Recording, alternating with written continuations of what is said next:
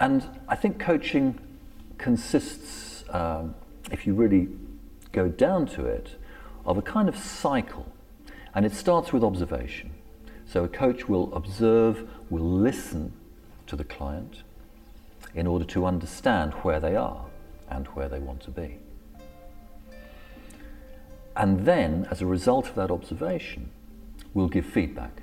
And the feedback, of course, has got to be timely feedback. It's got to be at the right time. And this is what's so important about coaching. The coach is with the person, talks with the person, is able to give that feedback, is able to help the person with the feedback move forward in the way that they want to move. Now, in order for the client to work with a coach, or indeed an organisation to work with a coach, there has to be trust. Now, trust doesn't develop immediately, it takes a little time. But I think it's interesting that the word trust comes from an old word that means support. So if you trust someone, the metaphor is you can actually lean on them. The person will actually take your full weight and not collapse. So it's a very concrete metaphor. I trust this chair, I sit on it, I give it my full weight, it's not going to collapse. If it was a more flimsy chair made of paper, I wouldn't trust it, because if I gave it any of my weight at all, it would just collapse. So this is about being able to trust the coach, and this takes a little time, takes relationship, and it's essential that that's built up. And trust, of course, comes from a couple of things. First is the coach needs to be competent. They need to be good at what they're doing. We don't trust someone who is not good at what they're doing, because however much they may want to help you, they may not be able to.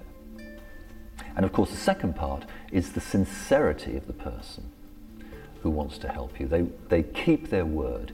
You can trust them to keep their word.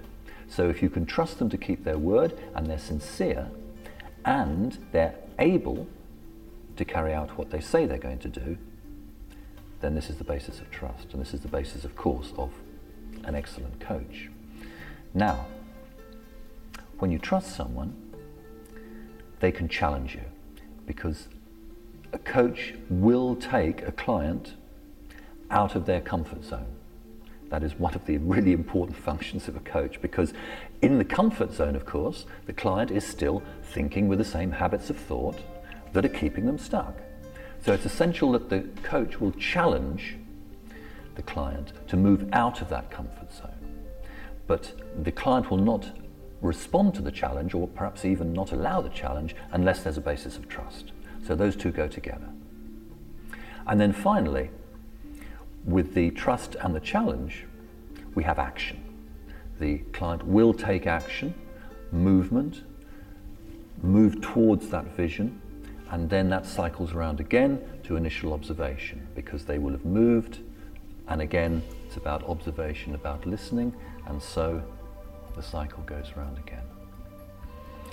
So coaching, this cycle of coaching, I think, can be applied to clients, of course, and develops leaders, because this is what's essential in organizational transformation, and it's the aspect of coaching that I really enjoy doing.